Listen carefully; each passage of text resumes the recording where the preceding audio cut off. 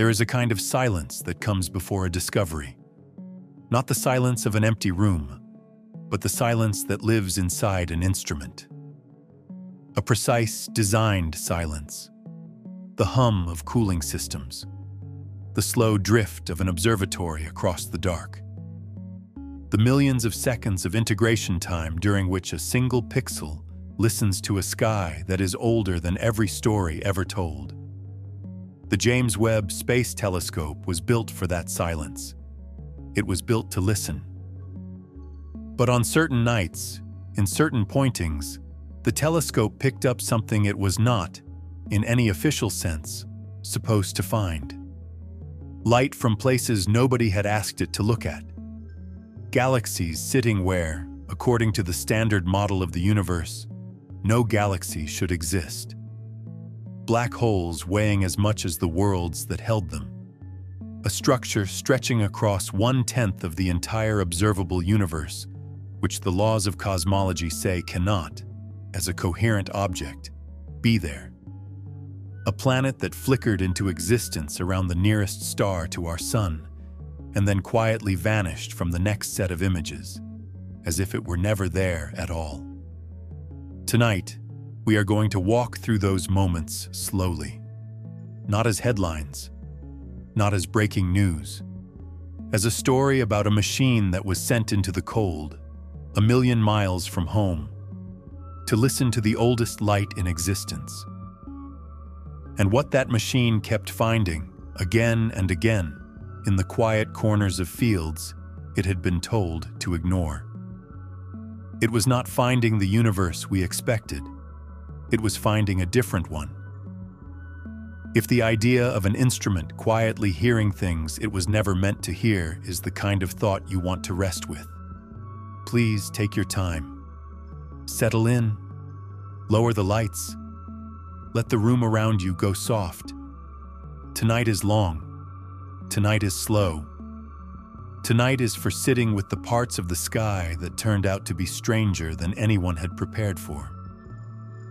Now we begin. To understand what it means to find something where you should not have been looking, you first have to understand the kind of looking that James Webb was designed to do. On the morning of December the 25th, 2021, a rocket left the Guiana Space Center in French Guiana, carrying what was, by almost any measure, the most complicated single object humanity had ever attempted to place beyond the atmosphere. The James Webb Space Telescope weighed roughly 6,500 kilograms. That is a little more than half the mass of Hubble, the telescope it was sent up to succeed. But the comparison to Hubble, while inevitable, is in some ways misleading. The two instruments were not different versions of the same machine. They were built around different questions, sensitive to different physics, pointed at different parts of the universe's history. The difference begins with the mirror. Webb's primary mirror is 6.5 meters across. It is not a single sheet of glass.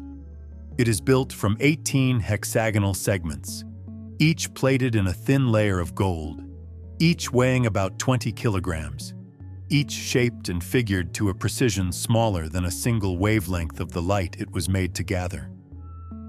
Hubble's primary mirror, by comparison, is 2.5 meters across. The new telescope collects roughly 5 times as much light per second as the old one. But the size, while important, is not the part of the design that matters most. What matters is the kind of light Webb was built to receive. Hubble was engineered for ultraviolet, through near-infrared wavelengths. It was, in a sense, an instrument that saw the universe almost the way our eyes do, only sharper and from above the atmosphere. James Webb is something else entirely. It sees in infrared. Its sensitivity stretches from just below the reddest light a human eye can perceive, all the way out to wavelengths roughly 28.5 times longer than that. It is a telescope built for an invisible part of the spectrum. A telescope built to listen to a frequency that the universe is broadcasting on. but that nothing on the surface of the Earth and almost nothing in orbit had ever been able to hear clearly. This shift in sensitivity is the entire reason Webb exists. The universe contains objects that Hubble was, by the basic physics of its detectors, incapable of seeing. James Webb was sent up to find them. The launch itself was, by any honest accounting, frightening. To fit inside the Ariane 5 rocket that carried it, the telescope had to be folded. The primary mirror had to fold. The secondary mirror had to fold. A 5-layer thermal shield the size of a tennis court had to be folded down into a package small enough to slip inside the rocket fairing. That shield was not decoration. It was survival. Its purpose was to keep the telescope's instruments at -223 degrees Celsius, cold enough that the faint infrared glow of the first galaxies would not be drowned out by the warmth of the telescope's own components. The heat the shield was built to block radiates from 3 sources: Earth, the Moon, and the star at the center of our solar system. After launch, Webb spent roughly 30 days unfolding itself in space. Engineers at the Space Telescope Science Institute in Baltimore had, in advance, cataloged 344 single points of failure in that sequence. 344 individual steps where a single mechanical failure would have ended the mission permanently. There is no repair mission for a spacecraft parked nearly 1 million miles from Earth at the gravitational balance point between our planet and the Sun, the place called Lagrange Point 2. Hubble, parked in low Earth orbit only about 340 miles above the ground, had been visited by astronauts 5 separate times for repairs and upgrades. James Webb was sent somewhere fundamentally unreachable. If it failed, it would simply remain there, drifting, alive but useless, broadcasting a signal nobody could correct. It did not fail. Every one of those 344 steps executed correctly. The mirror segments aligned to the precision the engineers had asked of them. The thermal shield deployed. The instruments cooled. By the middle of 2022, science operations had begun. And within weeks, the telescope was sending back data that the people who built it described as better than their most optimistic projections. The question that hung over those first weeks was straightforward and enormous. What would Webb find when it was finally pointed at the oldest light in the universe? The telescope had been designed around a specific assumption. The infrared glow it was being sent to listen to had been traveling toward Earth for nearly 13 billion years, almost the entire age of the universe. That glow originated in the very first galaxies, the earliest structures that had collapsed out of the cooling gas of the early cosmos. It had, until this telescope, been invisible. Hubble could not see it. No optical or near-infrared instrument on the ground had ever fully detected it. The universe had been broadcasting the story of its own earliest chapter continuously for almost the entire age of time, and humanity, until this moment, had been listening on the wrong frequency. Webb was a frequency change. It was a tuning, a slow, expensive, mechanical retuning of an entire civilization's ear toward the part of the sky we had never been able to hear. What we did not yet know, what nobody had thought to prepare for, was that when the telescope finally tuned in, the broadcast was not going to match the script. The cosmic period the telescope was built to observe has a name in the field: the epoch of Ryanization. It refers to the era when the very first stars and galaxies ignited, and their ultraviolet radiation slowly burned through the neutral hydrogen fog that had filled the universe since recombination. Before that epoch, the universe was opaque to most forms of light. Photons could not travel freely. Then, within the first billion years after the Big Bang, The first sources of radiation turned on, and they began burning through that fog. The universe, which had been a kind of dark, glowing soup, became transparent. Webb was engineered to look across that transition, to peer back into the darkness before transparency, and to detect the faint glow of the first structures at the moment they first emerged.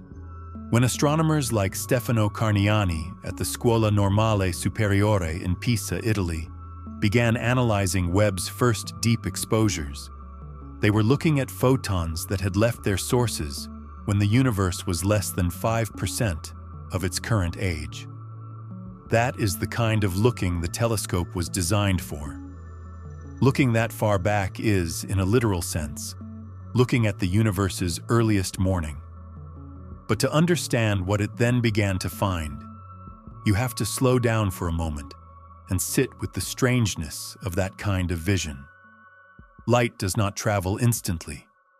Light takes time. The light from the sun left the surface of our star about 8 minutes ago. The light from the nearest other star to ours, a small red dwarf called Proxima Centauri, left its source about 4 years ago. The light from the center of our own galaxy left there about 26,000 years ago. The light from Andromeda, our nearest large galactic neighbor, left there about 2.5 million years ago, around the time the first members of our human lineage were beginning to walk upright on the African plains. The light James Webb was being asked to look at left its sources 13 billion years ago, long before the Earth existed, long before the sun existed, long before any atom in your body had been forged inside a star. And as that light has traveled toward us, the universe has been expanding the entire time. Space itself has stretched. The wavelength of every photon making the journey has stretched along with it. Astronomers call this stretching redshift. A photon that started its journey as visible light, emitted by a hot young star somewhere near the edge of what we can see, will arrive at our part of the universe as infrared. The farther the source, the older the light, the deeper into the infrared it shifts. This is not a metaphor. It is a direct, measurable physical consequence of the fact that space has grown larger since the photon began its trip. This is why Webb is an infrared telescope. The light it was built to find is, by the time it reaches us, no longer the same light that left. It has aged. It has been stretched by the slow inhalation of the cosmos itself. When the engineers and the astronomers and the technicians began to look at Webb's earliest images, what they were looking at was light that had aged for almost the entire age of the universe. Light that had set out from objects whose own existence predated everything familiar to us. Light that, in arriving at the gold mirrors and falling onto the cold detectors of the telescope, was finishing a journey that had been underway since long before there was any solar system to be its destination. That is the kind of looking we are talking about when we say Webb was looking somewhere it was not, in some quiet sense, supposed to be looking. It was not looking at things. It was listening to ghosts. And the ghosts, it turned out, were going to say things that nobody in the building was ready to hear. The first scientific image that the James Webb Space Telescope released to the public came out on the 11th of July, 2022. It was a deep field image. The target was a galaxy cluster called SMACS 0723, located about 5 1/10 billion light-years from Earth. It is worth pausing to note that, in the official language of the mission, this was not a discovery image. It was a commissioning image. Its purpose was to demonstrate that the telescope was functional, that the optics had aligned, that the detectors were behaving, that the cooling systems were holding the instruments at the temperatures they needed to be held at. The image was, in a strict bureaucratic sense, supposed to be a checkmark, a receipt, proof that the machine was alive. Nobody, at the moment that image was released, was officially expecting it to break anything. What the image showed was a small patch of sky, equivalent in angular size to what you would see if you held a single grain of sand at arm's length against the dark. Inside that grain of sand were thousands of galaxies. Some appeared as smears and arcs, their shapes warped by the gravitational field of the foreground cluster, bending the light coming from behind it. Some glowed reddish. Their light had been stretched into the infrared by billions of years of travel through the expanding fabric of the cosmos. Many of them had never been seen before, by anything, anywhere. The oldest of them had emitted the light captured in that exposure when the universe was less than 1 billion years old. In a strict technical sense, the field had been chosen for a practical reason. SMACS 0723 had previously been observed by Hubble. That meant the new telescope's image could be directly compared, side by side, with the old telescope's image of the exact same sky. Galaxies that Hubble had spent 11 full days staring at to capture as faint smudges at the edge of its detection limit appeared in Webb's exposure with visible structure. Spiral arms, bright cores, color gradients indicating different stellar populations, different ages, different histories. The new instrument had reached the same depth as Hubble in a fraction of the exposure time, and it was nowhere near its real limit yet. The community noticed within hours. Researchers posted comparison images on public forums. One astronomer was quoted at the time as saying that the experience felt like putting on glasses for the first time. Except the glasses were showing things that had been theoretically expected to exist, but which nobody had ever directly observed. For the public, the image was a celebration, a milestone, a piece of cosmic art. For the people whose entire careers had been spent building models of how galaxies were supposed to form and evolve in the early universe, the image carried a quieter signal. A signal that, in those first hours, almost nobody was willing to articulate out loud, because to articulate it would be to claim, on the basis of a single commissioning frame, that the standard model of cosmology might be in trouble. Some of the galaxies in that image were too bright, too compact, too red-shifted, too apparently massive for the time epoch the light was coming from. Not all of them, not most of them, but enough of them, scattered in the corners of that grain of sand, that anyone who had been deeply trained to look at this kind of data could not entirely ignore the pattern. The SMACS field was, in retrospect, a preview. The dedicated deep survey programs, the ones designed specifically to stare at the oldest and faintest objects in the sky for hundreds of hours at a time, had not yet started. The telescope's commissioning was still being celebrated, and yet already, in the first full-color image released to the public, something faint and not quite right was sitting in the corners of the frame. To understand why this was strange, you have to understand the depth of preparation that had gone into predicting what Webb was going to see. For roughly 4 decades before James Webb launched, cosmologists had been refining a model called lambda cold dark matter. The name is technical, but the idea behind it is, in a way, almost humble. The model says that the universe began with very small fluctuations in density, tiny ripples, quantum scale variations in how much matter was in one place compared to another. After the Big Bang, gravity slowly amplified those ripples. Regions that were slightly denser than average began to attract more matter from their surroundings.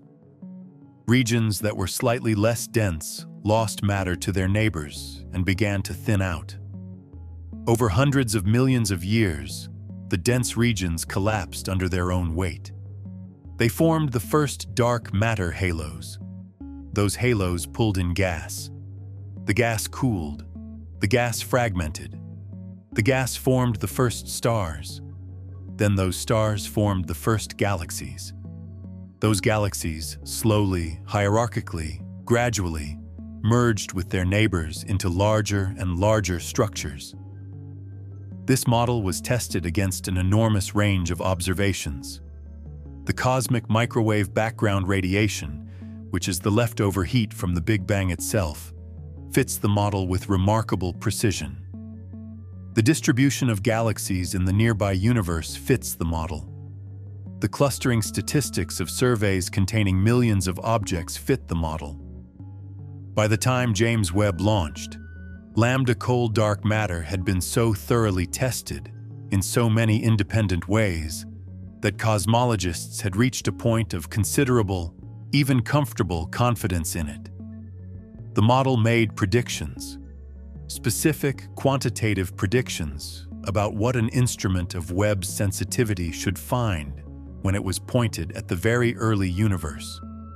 The first galaxies, the model said, should be small, faint, few in number. They should grow gradually.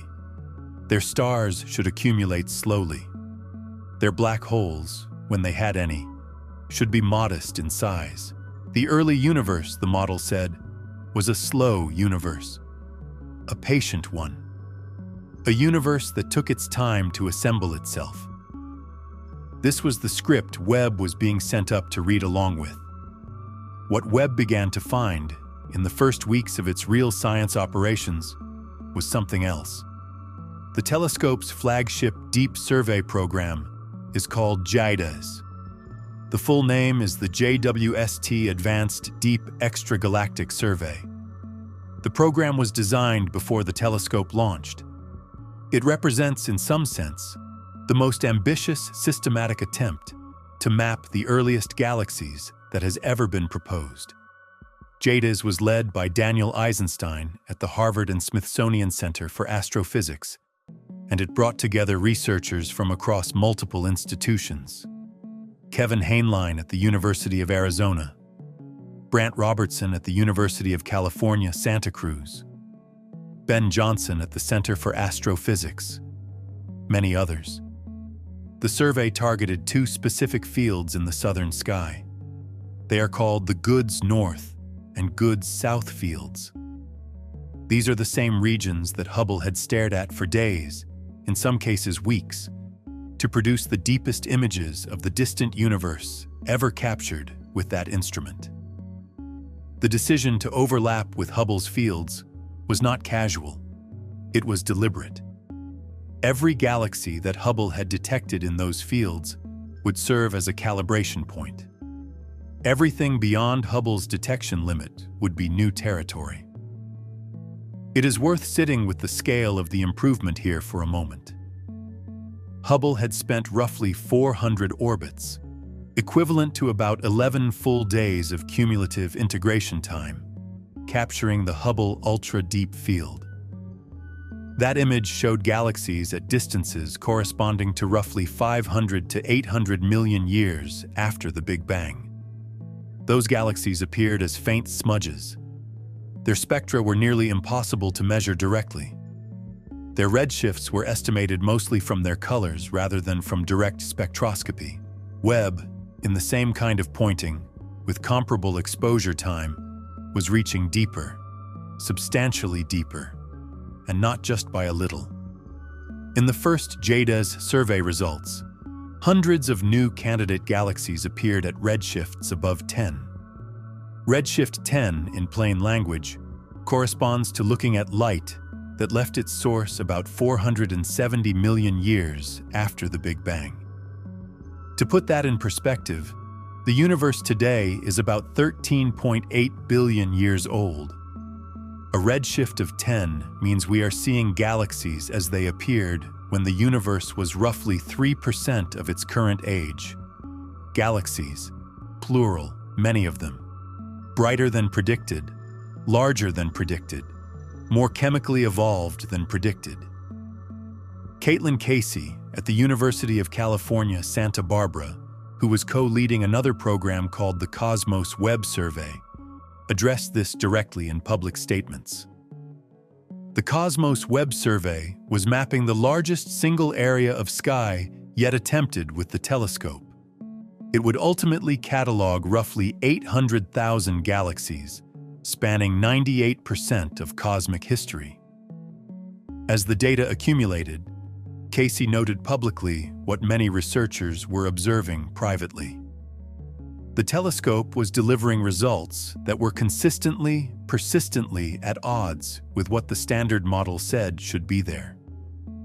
Since the telescope had turned on, she observed, astronomers had been wondering whether the data sets were quietly breaking the cosmological model. That is the question, she said, that researchers were trying not to ask too loudly.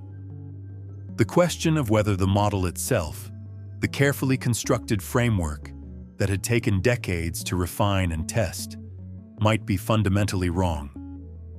The instinct, in any field, when you find something that contradicts your model, is to look for the more conservative explanation first. Maybe the measurements are off. Maybe the masses are being miscalculated. Maybe the redshifts are not what we think they are.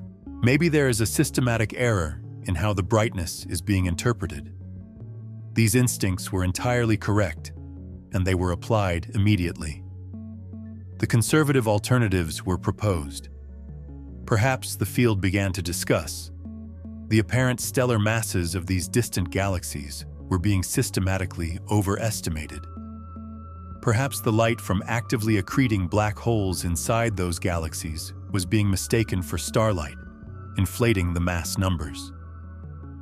Perhaps galaxy formation in the early universe had been unusually intense in brief, concentrated episodes, making galaxies appear more massive on average than their actual long-term histories would predict. Both of these explanations were technically possible. Neither of them had strong independent support. Both of them, importantly, were being proposed specifically to rescue the model from data that otherwise contradicted it. The problem with the conservative interpretations was not that they were unreasonable. They were entirely reasonable. The problem was that to make them work, the early universe had to operate in ways that were themselves, in some sense, unexplained. Concentrated star formation at the required intensity had no established physical mechanism. Widespread misidentification of black hole light as stellar light required those black holes to be present in enormous numbers at extremely early times, which itself opened a separate crisis about how the black holes had gotten there in the first place. Resolving one anomaly was creating another. Every patch on the model opened a new seam, and the seams, the people working closely with the data began to notice, were all running in the same direction. That direction pointed away from the slow, patient, gradual early universe that the standard model described. It pointed toward something else, something faster, denser, more chaotic, more chemically active. A universe that, in those first hundreds of millions of years after the Big Bang, was not waking up gently. It was waking up hard. Among the first scientific papers that forced cosmologists to articulate the new problem in formal language was a paper published in the journal Nature in February of 2023. The lead author was Ivo Labbé at Swinburne University in Melbourne, Australia. He and his collaborators had analyzed data from the Cosmic Evolution Early Release Science Survey, one of Webb's earliest programs aimed at the very deep universe. What they reported was specific. They had identified 6 galaxies that appeared to have formed within the first 500 to 700 million years after the Big Bang. Each of those galaxies was estimated to contain somewhere between 10 billion and 100 billion times the mass of a typical star, in stars alone.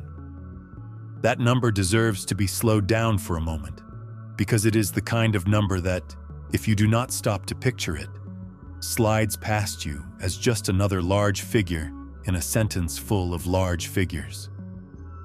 For comparison, the Milky Way, our home galaxy, the disk of stars that contains everything our species has ever experienced, is considered a moderately large galaxy. It is not a small one. It is not the largest in the local universe. But by anyone's accounting, it is a respectable spiral, a flagship galaxy of our cosmic neighborhood. The Milky Way contains roughly 60 billion stellar masses worth of stars. That is the figure used in most catalogs. The 6 objects Labbé's team had found, sitting in the early universe, glowing in their infrared images, contained a stellar mass comparable to that. Some of them, possibly more. These were galaxies the size of the Milky Way, built, lit, burning, containing tens of billions of stars in their visible disk and core. And they had managed to do all of this within 500 million years of the moment of the Big Bang itself. The Standard Model could not, on its own assumptions, allow this. The model says galaxy formation begins with dark matter halos, regions where the underlying invisible matter is slightly denser than average. Those halos pull in gas through gravity. The gas cools, the gas fragments, the gas forms stars. The rate at which this process can convert raw gas into stars is constrained by known physics. There are limits. There are feedback effects. When stars ignite, their radiation pushes back on the surrounding gas. When supernovae explode, they expel material. When central black holes accrete, they blow out the surrounding cloud. The result of all this is that, across most of cosmic history, typical galaxies convert somewhere between 5 and 10% of their available gas into stars over their entire lifetimes. To assemble 10 billion to 100 billion stellar masses worth of stars within 500 million years, starting from the Big Bang, these distant galaxies would need to have done something very different. They would need to have converted close to 100% of every available atom of gas into stars, at a rate sustained without interruption from the very beginning of cosmic time. That efficiency is not merely unusual. Under the known physics of star formation and the feedback processes that are supposed to regulate it, that efficiency is essentially impossible. Mike Boylan Colchin, at the University of Texas at Austin, who had spent years before Webb launched developing theoretical predictions for early galaxy populations, was direct about the implications. In a companion paper published in the same journal that same year, he stated that if the mass estimates from Labbé's team were correct, the observations placed the Standard Model under severe tension. The phrase severe tension is a piece of cosmological vocabulary. It is a term of art. In the field, it does not mean a small adjustment. It signals a crisis. It is the polite scientific language used when researchers are saying, in effect, that something foundational may be wrong. Erica Nelson at the University of Colorado Boulder described the objects more colloquially. She called them, in public statements, absolutely wild. She added that they implied either an early universe that was more chaotic and more efficient than any model had assumed, or a universe in which the physical processes governing star formation had operated under rules that nobody had yet identified. The objects acquired a nickname: universe breakers. It was a journalistic phrase at first, picked up by science writers as a way of summarizing the situation in a single memorable label. But in the months that followed, as the data sets grew and additional galaxies of similar character appeared in different surveys, the phrase began to look less like hyperbole and more like an honest description. Spectroscopic follow-up observations in 2024 introduced some qualifications, as good follow-up usually does. A portion of the apparent stellar mass in some of the candidate galaxies appeared, on closer inspection, to be coming from actively accreting black holes at the centers of those galaxies, rather than from stars themselves. That meant the original stellar mass estimates had been, in some cases, somewhat inflated. Guo Sun, at Northwestern University, and his collaborators proposed that unusually intense, brief, concentrated episodes of star formation could account for some fraction of the apparent excess. These revisions reduced the magnitude of the crisis. They did not resolve it, even after correction. Even after the black hole light contamination had been carefully separated out of the stellar light. Even after the most generous reading of the brief, intense star formation hypothesis. The population of massive galaxies at redshifts above 10 remained roughly 10 times more abundant than the standard model had predicted. 10 times. Across multiple independent surveys in different regions of the sky, observed by different teams. The early universe contained roughly an order of magnitude more massive galaxies than the carefully built model had said it should. That is not a small disagreement. That is the model and the universe failing to agree about what kind of universe this is. To put the scale of the problem more concretely, consider what it would mean if the same kind of disagreement were happening in any other branch of physics. Imagine if the orbital mechanics of the planets in our own solar system suddenly turned out to require 10 times more mass in the Sun than we had been measuring. Or if the temperatures of metals at known pressures suddenly turned out to be 10 times higher than the equations of thermodynamics predicted. The number 10, in this kind of context, is the kind of number that does not get explained away by improving the calibration. It is the kind of number that, eventually, forces the equations themselves to be examined. That is the position cosmology now found itself in. But the universe breakers were only the first wave. The data kept arriving.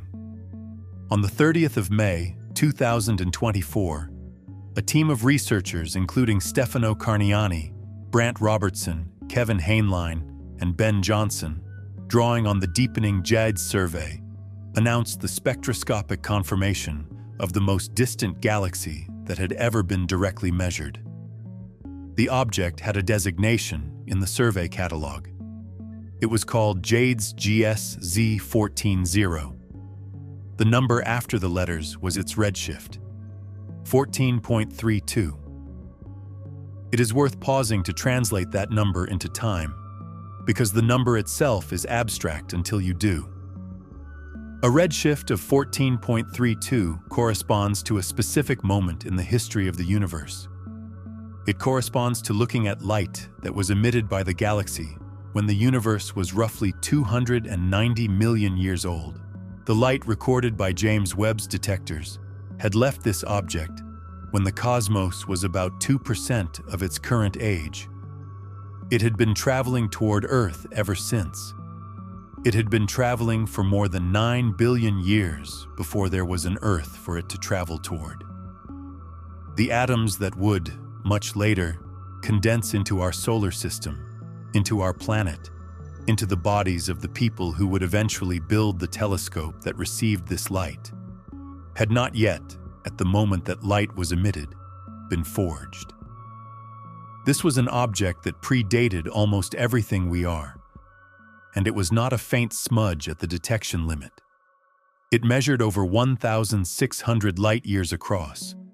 It contained hundreds of millions of times the mass of a typical star, in stars alone. It was, by any reasonable astronomical standard, a real galaxy. A bright, structured, massive galaxy, existing fully formed, glowing visibly 290 million years after the Big Bang. Brant Robertson, speaking at the time of the announcement, made a point that hung in the air for some time afterward.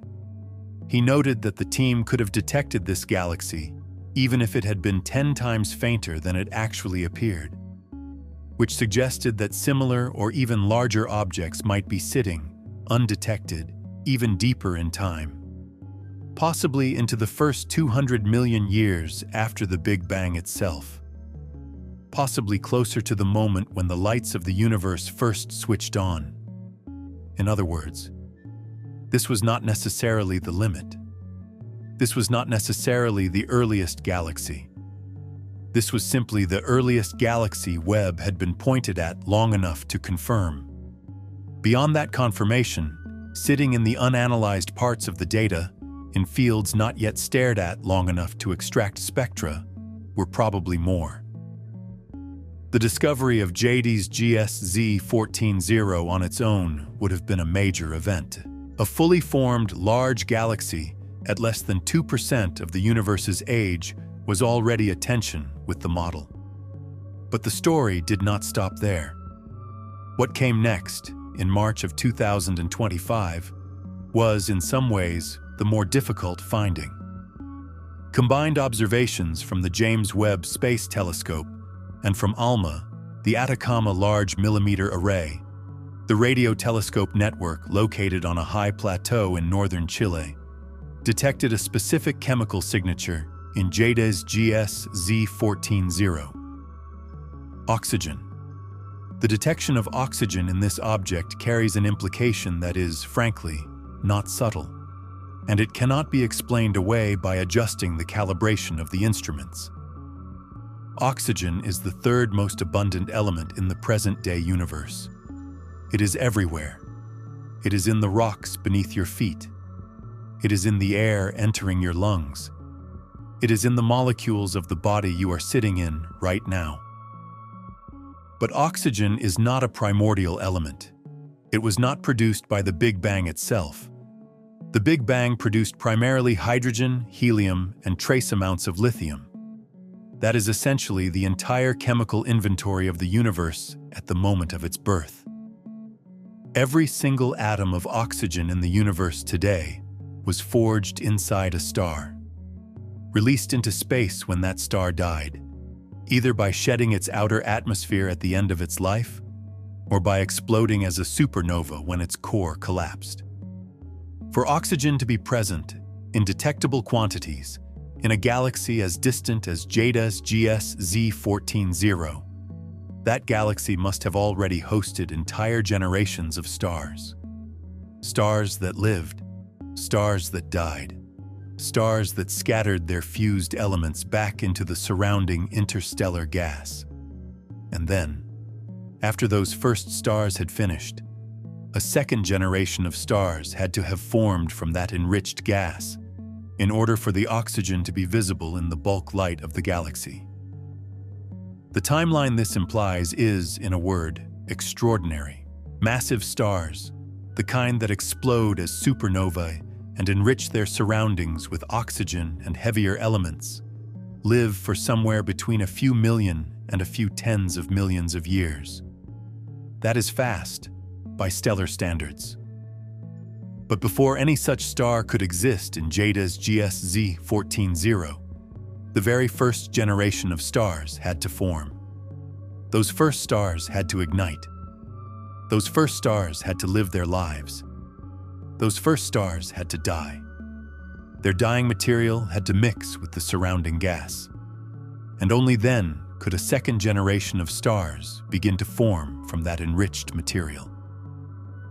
All of this had to occur within the first 290 million years of the universe's existence, because Webb measured the oxygen signature at exactly that epoch.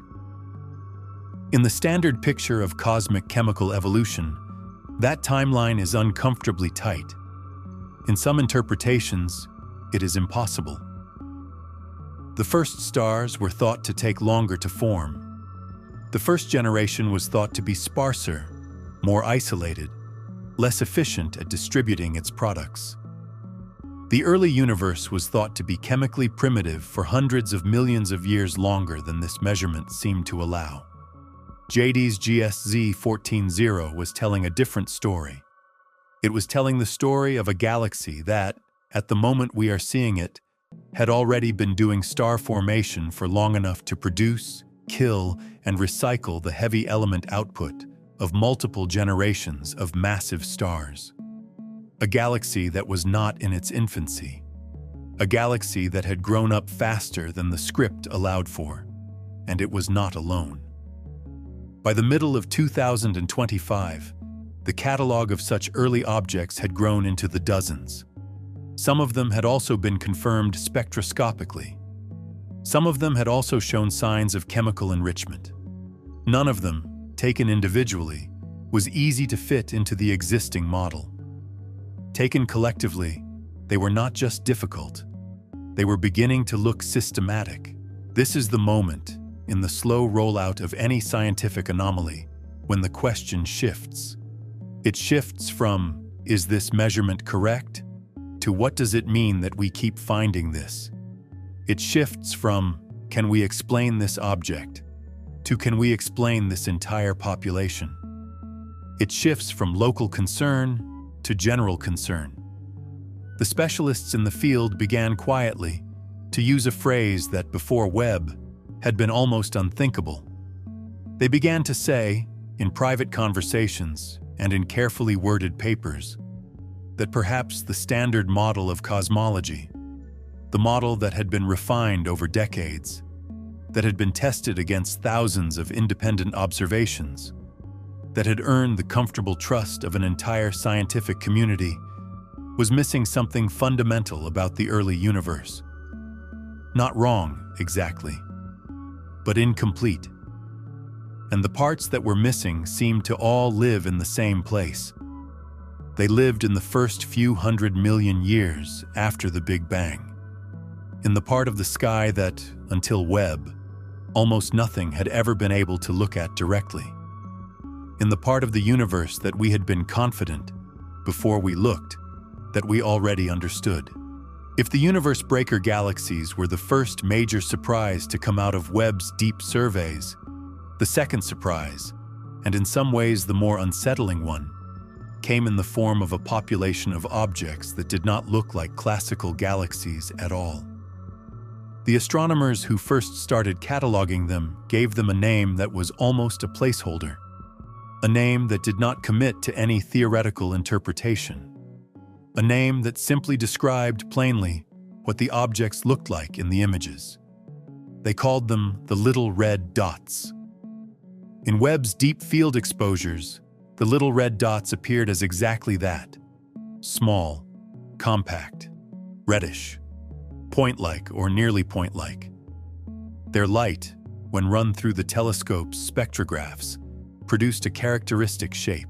The brightness fell off slowly towards shorter wavelengths and then dropped sharply at a particular point, producing a spectral profile that looked, when graphed, roughly like the letter V. That distinctive V shape became the diagnostic. If an object showed it, the object was a little red dot. Jorrit Matthey at the Institute of Science and Technology, Austria, working with a team of collaborators, characterized these objects systematically in 2024. The catalog, by the time it was published, contained 341 of them. That number on its own deserves to be considered for a moment. 341 of these things, scattered across multiple deep fields, all sharing the same compact appearance, all showing the same V-shaped spectrum, all sitting at redshifts between 4 and 8. That redshift range corresponds to the period roughly 600 million to 1.33 billion years after the Big Bang. The little red dots were not the very oldest objects Webb was looking at. They were older than most things, but they were not at the absolute frontier. They were instead, in a sense, just inside the frontier. They were the population of strange, compact objects that had appeared in Webb's images in numbers that had completely surprised everyone who had been making predictions about what should be there. The conservative interpretation of the little red dots, when they were first identified, was that they were dusty, starburst galaxies. Compact regions where intense bursts of star formation were occurring, with enough surrounding dust to redden their light into the characteristic V shape. This was a reasonable first hypothesis. Dusty starbursts exist in the present-day universe. their light gets reddened in exactly that kind of way. But as the spectra accumulated, that interpretation began to fall apart. The light from the little red dots was not, in most cases, dominated by stars. It was dominated by something else. It was dominated by accreting black holes. The signature was unmistakable in many cases. Broad emission lines, characteristic of gas swirling at extreme velocities. The kinds of velocities that gas only reaches when it is falling toward an event horizon. The little red dots were not just compact, dusty galaxies. They were, in a large fraction of cases, galaxies dominated by the light of supermassive black holes feeding at their centers. That, by itself, would have been a notable finding. Supermassive black holes existed in the early universe. We had known that for a while. The first quasars, the brightest known black hole engines in the cosmos, had been detected at high redshifts long before James Webb.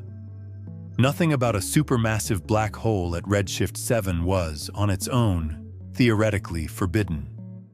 What was forbidden was the rest of the picture. Matthey's team, looking at the masses of these central black holes inferred from the widths of the emission lines, found numbers that ranged from about 1 million to about 100 million times the mass of a typical star. That alone is not absurd.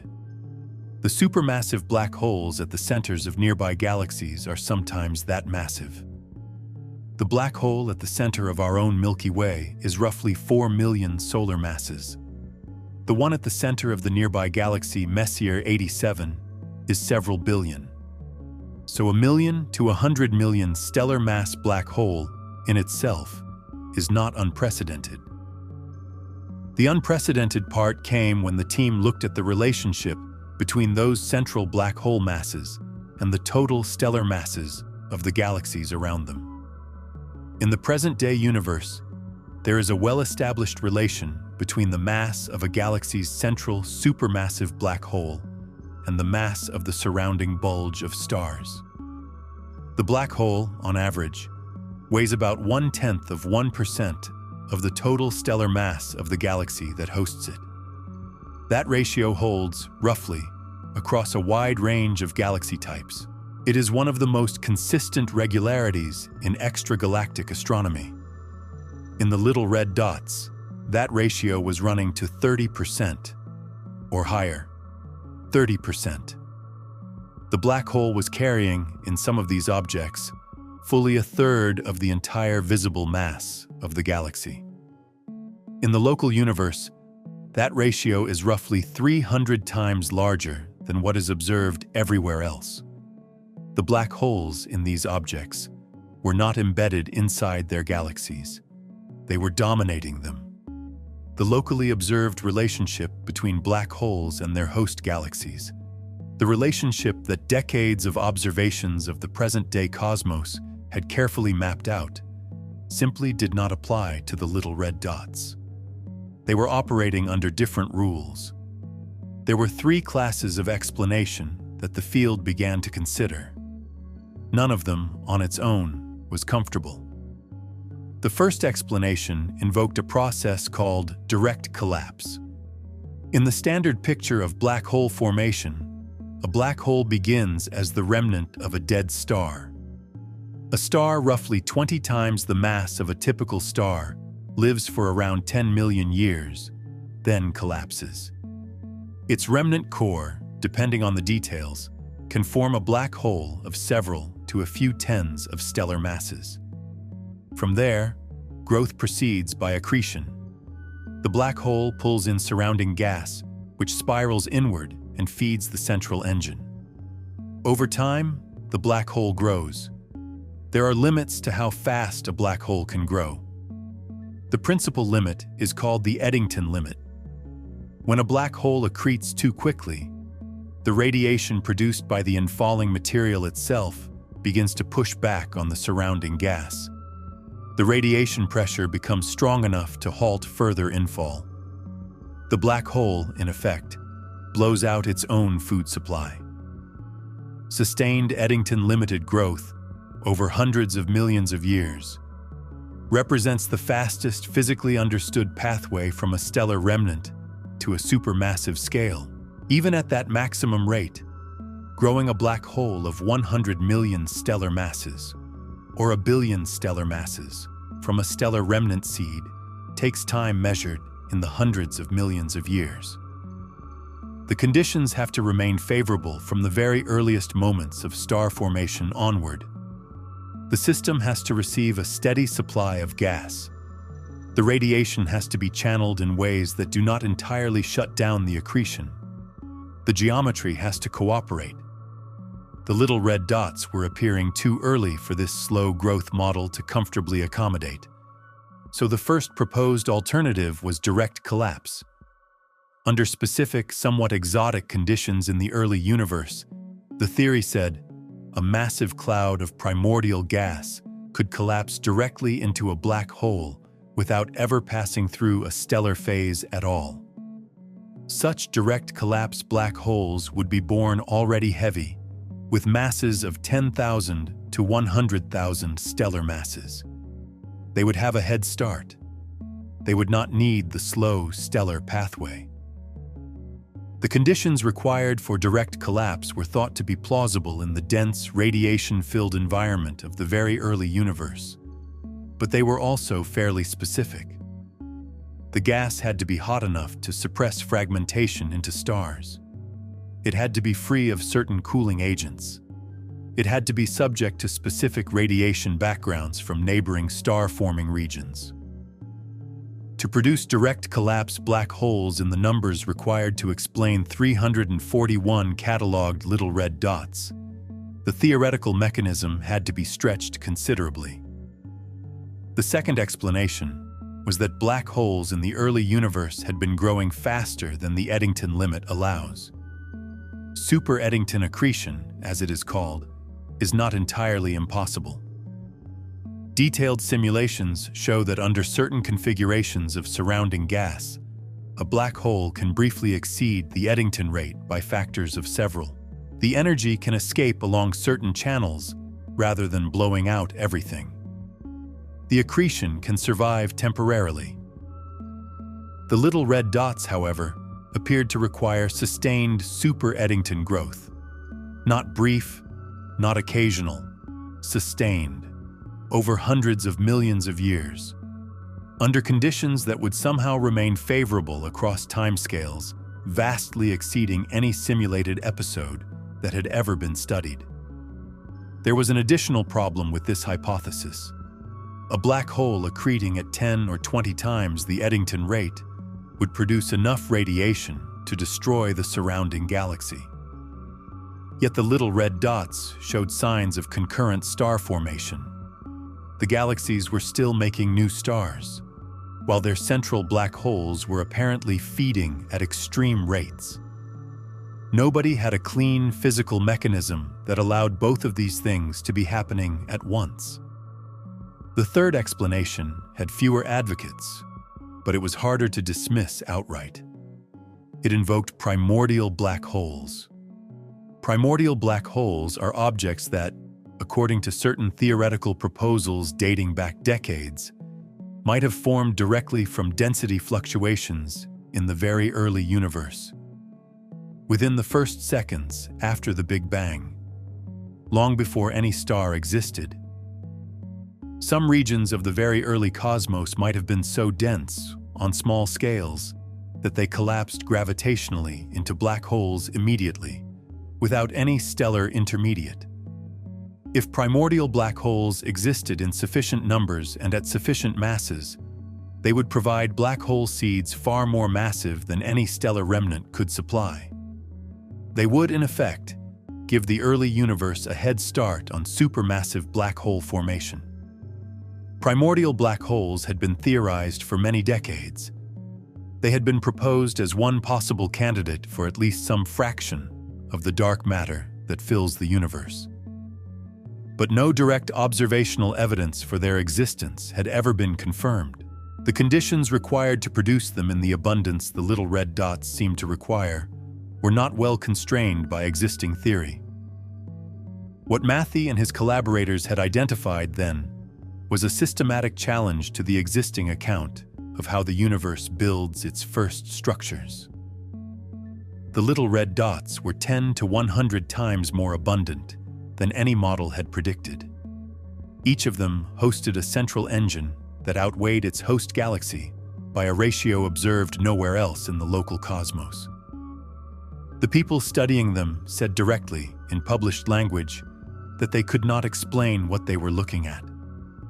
The mystery, which had begun as a curiosity about a few unusual objects, had become, by the end of 2024, a crisis of understanding. It is worth pausing again to absorb what this means in plain language. James Webb was not simply finding strange individual objects. It was finding entire populations of strange objects, populations whose existence required either entirely new physics or an early universe that had operated under conditions nobody had ever simulated, or a class of object that had been theorized but never confirmed. Whichever explanation eventually wins, one thing is, at this point, unavoidable. The early universe was not what the model said it was. It was something else. And the telescope, in looking at it, had been looking at parts of the cosmic story that, until now, had been written down only in theory. The telescope had been sent up to verify the theory. It was instead, with each new survey, with each new field, with each new redshift confirmation, quietly suggesting that the theory was going to need to be rewritten. The little red dots were the second wave. The third wave, when it came, was going to take this disagreement and stretch it across a scale that almost defies the human ability to picture distance. It was going to stretch the disagreement across the entire observable universe. To understand the third wave of trouble, the trouble that does not concern individual galaxies or compact black holes, but rather the structure of the universe at the largest possible scales, we have to take a step back and consider one of the foundational assumptions of modern cosmology. It is called the cosmological principle. The cosmological principle is, on its face, a very simple statement. It says that the universe, when observed on sufficiently large scales, is the same in every direction and the same in every place. It is, in technical language, isotropic and homogeneous. There are no preferred directions in the cosmos. There are no cosmic centers. There are no edges. The matter is, on the largest scales, distributed evenly. Any volume of space larger than a certain critical size should look, statistically, much like any other volume of comparable size. This is not a small assumption. The cosmological principle is built into the equations of general relativity that describe the expansion of the universe. It is the foundation on which the Big Bang model rests. If the principle is true, then the universe has no special places, no preferred locations, no anomalous regions. Galaxies cluster, of course. They form filaments. They form walls. They form superclusters. But all of those structures, the model says, exist below a certain size threshold. Above that threshold, somewhere around 1.25 billion light-years, structures should dissolve into statistical uniformity. The universe, in any sufficiently large box you draw around it, should average out. This prediction is not incidental to the model. It is a direct consequence of the physics that describes how matter was distributed after the Big Bang, and how gravity has had time to act on that matter ever since. There simply has not been enough time, in the entire history of the cosmos, for gravity to assemble coherent structures larger than a certain size. The math is clear. The limit is real. In 2013, a team led by István Horváth at the National University of Public Service in Hungary, working with John Hakila at the College of Charleston and Zsolt Bagoli, published a result that was at first treated as a curiosity. They had been analyzing the distribution of gamma-ray bursts, the brightest individual events in the universe, brief flashes that mark the deaths of certain massive stars or the mergers of compact objects. Gamma-ray bursts, because they are extraordinarily luminous, can be detected at enormous distances. They serve as a kind of mapping tool for the very deep cosmos. What Horvath and his collaborators had detected was a statistically significant clustering of gamma-ray bursts. The clustering spanned an angular extent on the sky that, when translated to a physical scale at the inferred distance of the bursts, implied a structure of approximately 10 billion light-years in length and roughly 7.5 billion light-years in width. That structure was eventually given a name: the Hercules Corona Borealis Great Wall, named after the constellations across which it was visible. The finding, when it was first published, drew attention from specialists, but it did not immediately enter the broader cosmological discussion as a confirmed structural detection. There was reasonable skepticism. Maybe the apparent clustering was a statistical artifact. Maybe the gamma-ray burst distribution had selection biases that produced a false signal. Maybe the calculated distances were not what they seemed. For more than a decade, the Hercules Corona Borealis Great Wall sat in the literature as a contested observation, a claim that, if true, would be enormously consequential, but that needed independent confirmation before it could be taken as established. In April of 2025, an expanded analysis revisited the original detection using a larger gamma-ray burst catalog. The new analysis confirmed the structure at increased statistical significance, and it suggested, if anything, that the wall was even larger than the original estimate. As confirmed in that updated analysis, the Hercules Corona Borealis Great Wall spans approximately 10% of the diameter of the entire observable universe. 10%. If the cosmological principle is correct, this object is roughly 8 times too large to exist as a coherent structure. It should not be a single connected wall.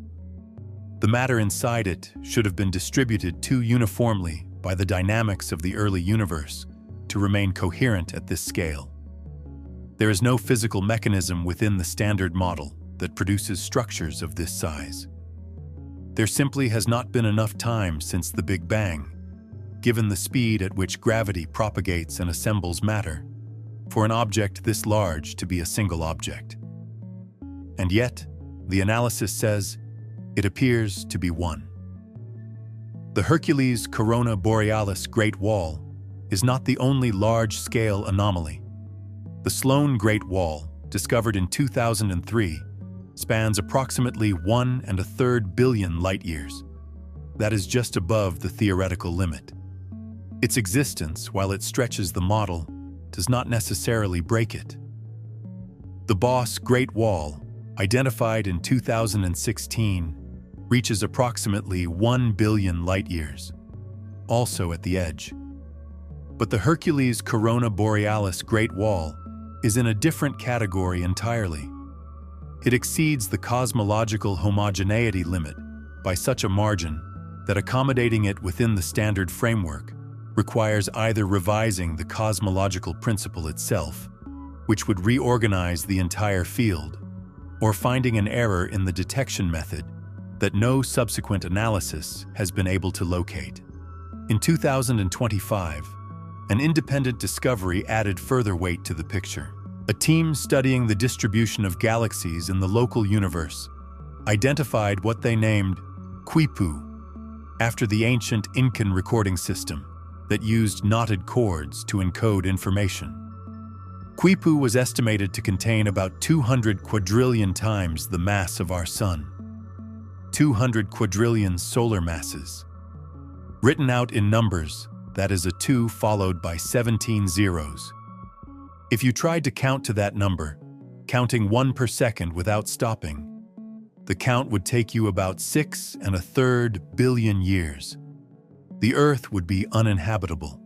swallowed by the expanding sun in its red giant phase before you finished. Quipu was a structure on a scale that, until very recently, had been thought to be impossible. What James Webb has added to this picture is confirmation from its deep survey data that the largest scales of structure formation are not following the predictions of the models.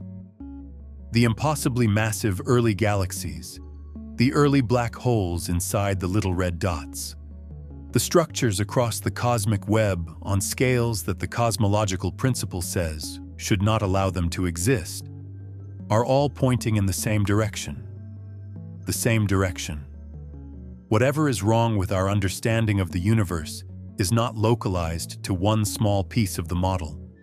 It is appearing everywhere. From the very early times to the very large scales, from the first 100 million years to the present cosmic web. The disagreement runs from end to end. There is something in the way matter has assembled itself into the universe we live in that we have not yet correctly described. That sentence, which would have sounded absurd to a cosmologist 20 years ago, has now become, quietly, the working assumption of the field. It is a strange thing to notice. Strange in the way certain kinds of slow news become strange. The kind of news that does not come with a single dramatic announcement, but with an accumulating set of papers, each one mild on its own, each one reasonable, each one careful, and which, taken together, slowly begin to suggest that the picture you grew up assuming was finished is, in fact, going to need to be redrawn. The James Webb Space Telescope did not break cosmology. Cosmology, in some sense, was already breaking. The disagreements over the rate of cosmic expansion, the so-called Hubble tension, had been building for years. The Sloan Great Wall had been sitting in the data for more than 2 decades.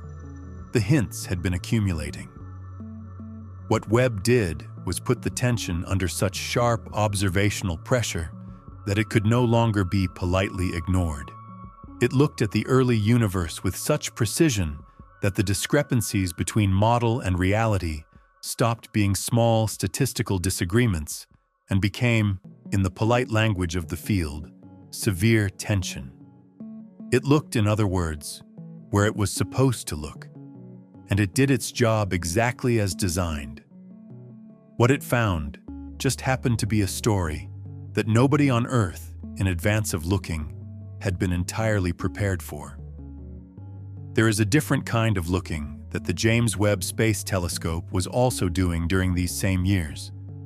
A kind of looking that was, in scale, much more local, much closer to home, and in some ways, far more strange.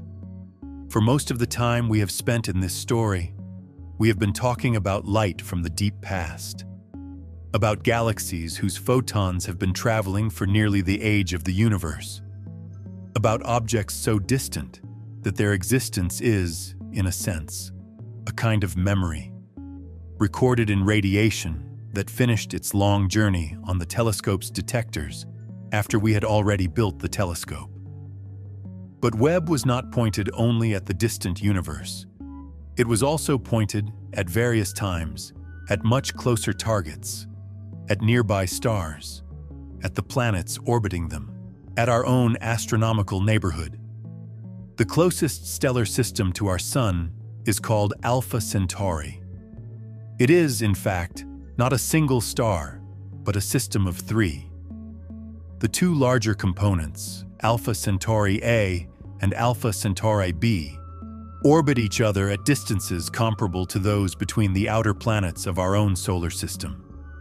They are Sun-like stars, slightly different from each other, but broadly familiar in type. Alpha Centauri A is slightly larger and slightly hotter than the Sun. Alpha Centauri B is slightly smaller and slightly cooler. The third component, Proxima Centauri, is a small, cool red dwarf orbiting the pair from a much greater distance. Proxima Centauri is, by a small margin, the actual closest individual star to our solar system.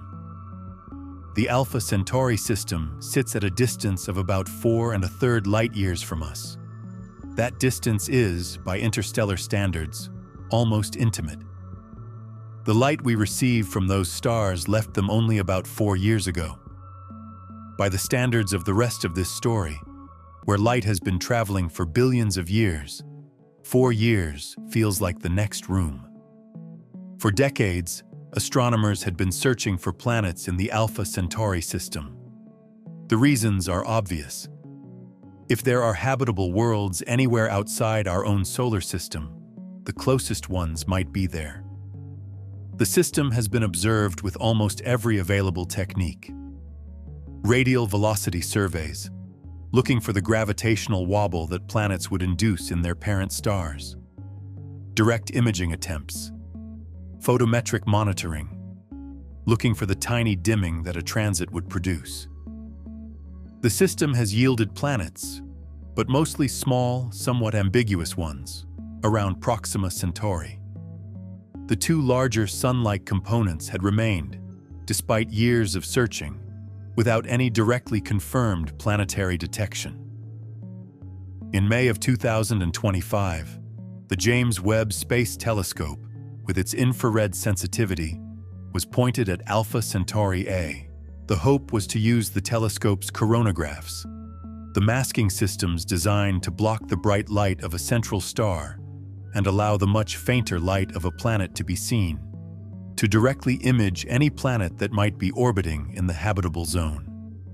The first observations produced something unexpected. A point of light appeared near Alpha Centauri A, at a separation and brightness consistent with what a gas giant planet in the habitable zone would look like. The detection was tentative. A single observation cannot on its own confirm a planet. There are too many possible alternatives. Background stars happening to align, instrumental artifacts, detector glitches, cosmic rays. The team announced the detection cautiously and scheduled follow-up observations. The follow-up observations were conducted in subsequent months. The plan was straightforward. Look at the same place again. Confirm the object is still there. Measure its motion. Determine whether it is gravitationally bound to Alpha Centauri A and following an orbit, which would establish it as a planet, or whether it is a background object that only happened to be in the line of sight at the moment of the first observation. The follow-up observations did not show the object. Where, in the May images, there had been a clear point of light at a particular location, the later images, when examined at the same location, showed nothing, or showed a much fainter feature than the first detection, or showed it intermittently, depending on which exposure was being analyzed. This was, to put it mildly, unusual. A gas giant planet, the kind of object that the May detection had suggested, is not a thing that disappears. To understand why this is so strange, you have to think about what a gas giant actually is. It is an object containing tens to hundreds of times the mass of Earth, mostly hydrogen and helium, held together by gravity, compact enough to be roughly spherical. The gravitational mass of such an object is enormous. Its presence cannot simply be erased between observations. It cannot move so quickly across the field of view that it disappears from one frame to the next. The orbital periods of planets in that kind of system are measured in years, sometimes decades. The motion across one orbit is gradual, predictable, traceable. For an object that bright at that location to vanish in subsequent observations, multiple things have to be true at the same time, none of them comfortable. Several hypotheses emerged immediately to explain the disappearance, in the way the astronomical community always does when faced with an anomaly. It proposes hypotheses. It evaluates them against the available evidence. It designs new observations to test them. The first and most straightforward hypothesis was that the original detection had been a false positive. Maybe what the first team had seen was not a planet at all. Maybe it was an instrumental artifact, a glitch in the optical system, a combination of detector noise and a cosmic ray that happened to produce a point-like signal at a plausible location. False positives are a real problem in astronomy, especially when you are searching for faint objects near very bright stars. The history of the field is full of detections that did not hold up under scrutiny. The second hypothesis was that the object was a background object, a distant star or galaxy that, by coincidence, happened to lie almost exactly along the line of sight to Alpha Centauri A at the moment of the first observation. As Alpha Centauri itself moves across the sky, the relative position would change. Subsequent observations might catch the system at a moment when the background object was no longer in the same apparent location. This kind of alignment is, in a strict statistical sense, possible. It would not require any new physics. The third hypothesis was the one that drew the most discussion. It was that the planet was real, that it was in fact orbiting Alpha Centauri A, but that, for some reason, it was hard to detect at certain times, either because of variations in its own brightness, or because of variations in the surrounding system, or because of something nobody had yet identified. This hypothesis required new physics, in the sense that nobody had a clean explanation for why a gas giant would behave this way. But it could not be ruled out from the data available. Some astronomers argued that the most parsimonious interpretation was the false positive one. Others argued that the planet was real and the inconsistent detections were evidence of something genuinely new and interesting. A third group took a middle position, suggesting that the truth might be more complex. Perhaps there was something at that location, some object or structure, but not a simple planet. Maybe a planetary collision in progress. Maybe a planet with an unusual ring system, occulting itself depending on geometry. Maybe a dusty substellar object that varied in brightness for reasons related to its own internal dynamics. As of the most recent observations, when this story is being told, the situation remains unresolved. The planet that appeared in May has neither been definitively confirmed nor definitively ruled out. Multiple teams have now observed Alpha Centauri A with James Webb. The results are, to use the scientific language of the field, maddeningly inconsistent.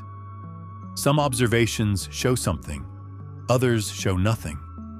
Nobody can definitively explain why. This situation highlights something fundamental about how science actually works at the cutting edge of discovery. Science is not a clean march from ignorance to knowledge. It is a messy, iterative process. Observations sometimes contradict each other. Initial results need follow-up. The answers are not always clear, even after multiple investigations. The history of astronomy is full of discoveries that were later retracted, and full of retracted discoveries that were later confirmed. In the 1840s, astronomers announced the discovery of a planet they called Vulcan. They claimed it orbited the Sun inside the orbit of Mercury. Several reputable astronomers reported observing it. Decades of observations followed. Some showed the planet. Others did not. Eventually, after the development of general relativity, which explained the orbital anomaly that had originally suggested Vulcan was needed, it became clear that Vulcan did not exist. The observations had been some combination of misidentified background stars, instrumental artifacts, and wishful thinking. In the 1990s, scientists announced the discovery of fossil evidence for ancient Martian life inside a meteorite called ALH 84001. The claim was sensational. It made worldwide headlines. Follow-up analysis cast doubt on the original interpretation. Alternative non-biological explanations were proposed. Decades later, the scientific community still has not reached consensus on whether the meteorite contains genuine evidence of past life. The Alpha Centauri planet may follow a similar arc. It may eventually be confirmed once enough observations accumulate and the flickering behavior is explained. It may be definitively ruled out when better data reveals the original detection was an artifact. Or it may remain ambiguous, a marginal detection that neither side can definitively settle, lingering in the literature for years, possibly for decades. What is certain is this: James Webb pointed itself at the nearest sun-like star outside our own. It looked, it saw something, and then it looked again, and what it had seen was no longer cleanly there. The telescope, in this case, was not looking at the deep past. It was looking at our cosmic doorstep, and even at our doorstep, sitting only a few light years away, in a system that humans have been observing for centuries. The universe managed to produce a phenomenon that does not yet have a clean explanation. The instrument is doing what it was designed to do. It is gathering photons. It is recording them with high precision. It is producing data of a quality that would have astonished the engineers and scientists who started designing it 3 decades ago. And the universe, in returning data of that quality, is showing us again and again that we have not actually finished asking the questions we thought we had asked. That there are objects, even at the closest distances, that we cannot easily fit into any existing framework. That looking, when you look carefully enough, often reveals something that was not what you came to see. This is not a failure of the telescope. It is what discovery actually feels like. It feels like the world refusing, gently, to be the world you had imagined. By the middle of 2024, a different kind of finding had begun to surface in the deep field data. A finding that did not concern individual galaxies or compact black holes, but instead something stranger. Something about how galaxies were behaving when they were near each other in the early universe. In the present-day cosmos, galactic mergers are not unusual. Galaxies are gravitationally bound to each other in groups and clusters. Over billions of years, those galaxies drift together, fall toward each other, and eventually merge. The Milky Way is, at this very moment, in the slow process of consuming several smaller satellite galaxies. In about 4 billion years, the Milky Way and the Andromeda Galaxy will themselves begin to merge in a long and complicated dance that will eventually produce a single larger elliptical galaxy. Mergers in the local universe are usually pairs, 2 galaxies falling toward each other, gradually destroying the spiral structure of both, eventually settling into a new, larger, mostly featureless object. In the early universe, James Webb began to find something that the standard merger picture did not predict. In a region of the deep survey data, at a redshift corresponding to about 800 million years after the Big Bang, the telescope detected a system in which 5 separate galaxies were simultaneously in the process of merging. Not 2, 5, falling toward a common center of gravity, their structures already distorted by mutual tidal forces, their gas already disturbed and concentrated, their light already mingling. This kind of multiple-way merger is not, in itself, theoretically forbidden. The standard model allows for it under unusual circumstances. What it does not predict is for such mergers to be common. They should be rare. They should require particular concentrations of mass in particular configurations.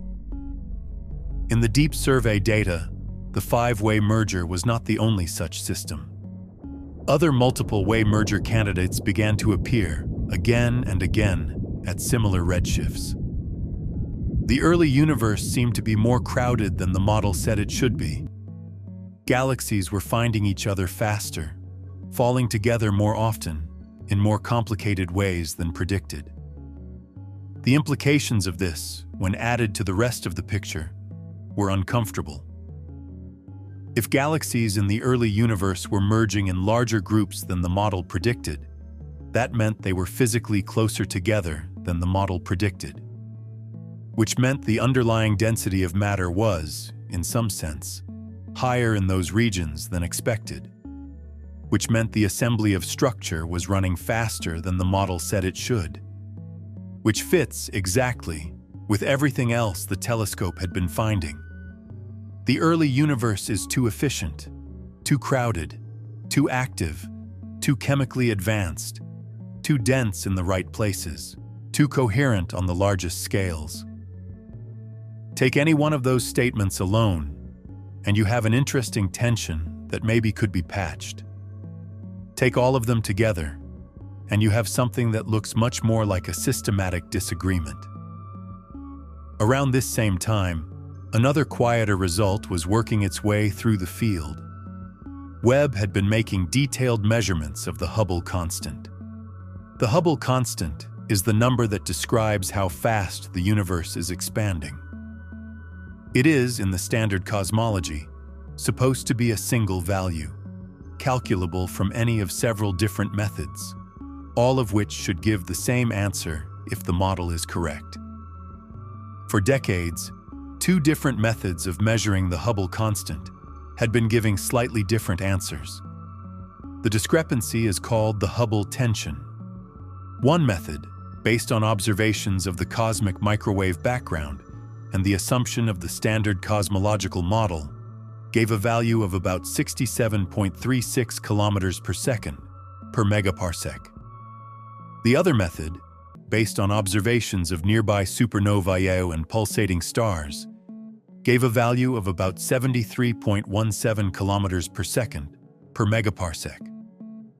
The disagreement, expressed in standard statistical language, ran at about 5 to 6 standard deviations. In any other field of physics, that level of disagreement would be considered a crisis. In cosmology, where the measurements are extraordinarily difficult and small, systematic errors can creep in everywhere, the field had hoped, for years, that the Hubble tension would dissolve once measurement errors were better understood. That hope was directly tested when James Webb, with its superior sensitivity and resolution, began observing the same kinds of stars that had been used to make the local distance measurements. If the local measurements had been wrong because of unrecognized systematic errors, Webb's superior data should reveal those errors and shift the local value toward the cosmic microwave background value. The team led by Adam Rees at Johns Hopkins, who had spent more than a decade refining the local Hubble constant measurement, published the Webb calibration results in 2023. The new telescope confirmed the local measurements with high precision. The Hubble constant from the local distance ladder, measured with Webb sensitivity, came out at about 72.6 kilometers per second per megaparsec, almost exactly the same as the value Hubble had been giving. Instrumental error, which had been one of the most plausible explanations for the Hubble tension, had now been effectively ruled out.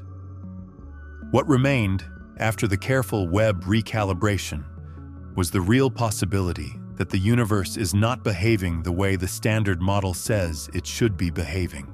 Restated more directly, with the most plausible mundane explanation now closed off, the discrepancy between the two ways of measuring the universe's expansion appears to be a genuine feature of the cosmos, something the model is not capturing. Not everyone in the field is yet convinced that the tension is real.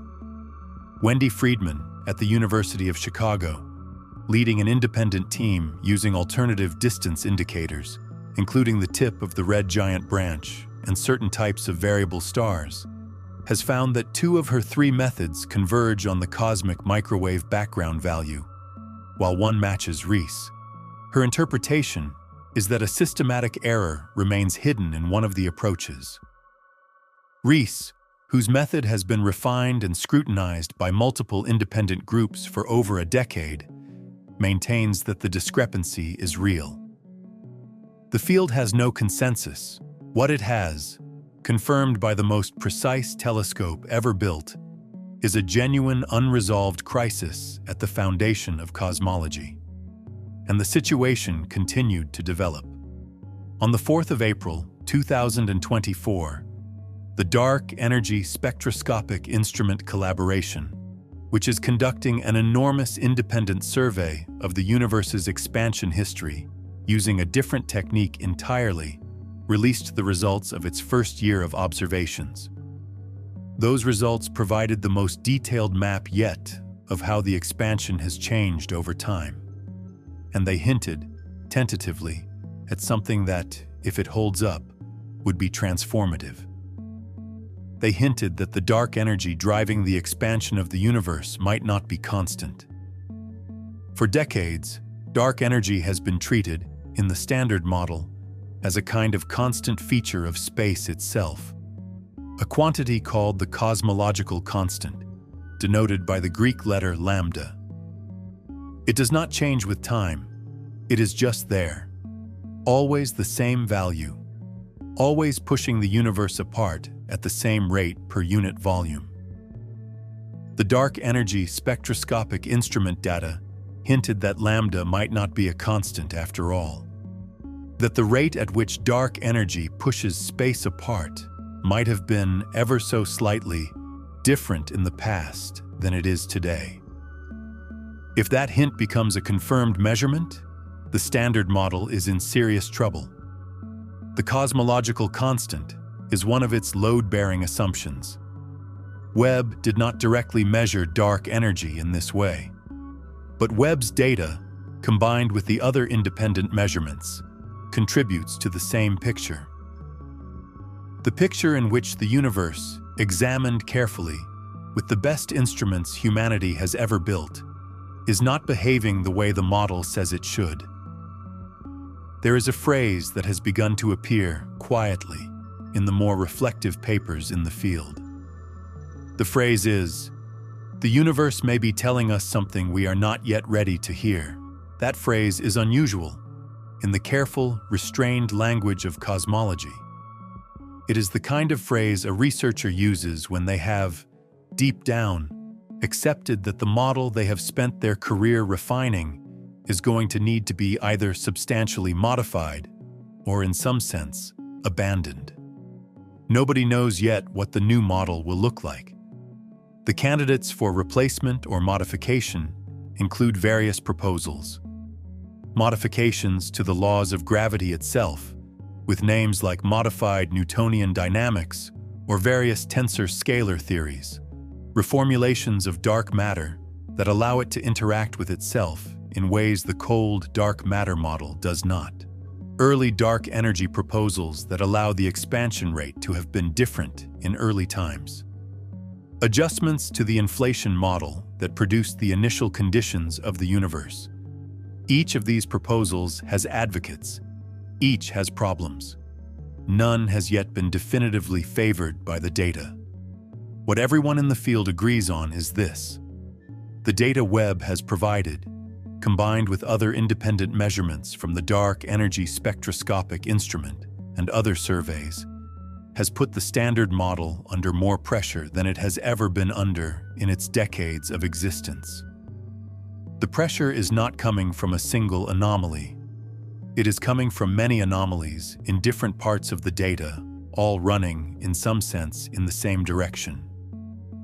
That direction is away from the universe we thought we lived in, and toward a universe whose actual structure, whose actual history, whose actual contents are still in the process of being discovered. Before we come to the end of this long evening, it may help to slow down for a moment, to step away from the headlines and the redshifts and the broken models, and to picture simply and slowly what is happening right now, while we are sitting here with this story. A million miles from where you are, in a direction that is not exactly straight up, but rather along the line between Earth and our Sun, a 6.5-meter mirror is hanging in the dark. It is shielded by 5 layers of a polymer film coated in aluminum. The film is thinner than a sheet of paper. Its purpose is to keep one side of the spacecraft warm and the other side colder than almost anything else humanity has ever built in space. On the cold side, behind the shield, the gold segments of the mirror are pointed at a patch of sky. The patch may not be a remarkable patch. It may be in a part of the sky that, to the naked eye on a clear, dark night, would look like nothing at all. No bright stars, no nebula. Just the quiet, near emptiness between the visible objects. Inside that patch, hidden in the infrared part of the spectrum, are objects that have been waiting, in some sense, their entire existence, for an instrument like this one to finally listen to them. A galaxy at redshift 12, somewhere in that patch, has been emitting infrared light continuously for 13 billion years. That light has been crossing the expanding universe, growing redder as it travels, getting weaker, spreading out, finding nothing in particular to interact with along the way. It has crossed regions of the cosmos where stars formed and died many times over. It has passed through the empty voids and the dense filaments and the regions that, by the time the light arrives at our part of the cosmos, will eventually contain galaxies and clusters, and, in one very small spot inside one filament, the rocky planet on which a species of primates will eventually decide to build telescopes. The light does not know any of this. It is just light. It has been traveling, doing what light does, for the entire history of the universe minus the first few 100 million years. Right now, as you breathe in, some of those photons are arriving at the gold segments of the mirror. They are reflecting off the gold. They are bouncing to a secondary mirror. They are being directed into one of the 4 scientific instruments. They are landing on a sensor that is actively, mechanically, kept at a few degrees above absolute zero. The sensor is registering them. A faint electrical signal is being recorded. A number for that pixel in that exposure is being incremented. Multiply that by millions of pixels. Multiply that by millions of seconds of integration time. Multiply that by years of operation, across many fields, across many wavelengths, across many programs. What you have, when you put all of those numbers together, is the catalog. The catalog is what we have been talking about all evening. The catalog is where the universe breakers are, where the little red dots are, where the impossible structures and the disappearing planets are. The catalog is just numbers, just bright pixels on cold sensors, just photons that finished a 13 billion year trip and were finally noticed. And yet, those numbers are also, in a quiet way, the most ambitious record any species has ever attempted to make of the cosmos that contains it.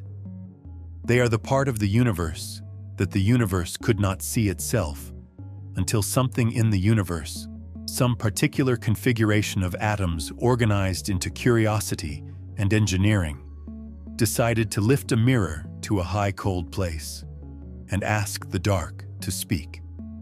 The dark has been speaking ever since. What it has been saying, we have spent this evening listening to. It is worth remembering, before we close, that the people who built this instrument were not, in any direct sense, looking for a cosmological revolution. They were looking for the first galaxies. They were looking for the chemical signatures of the first stars. They were looking for the planets that might exist around the closest stars to ours. They had specific, technical, well-defined questions.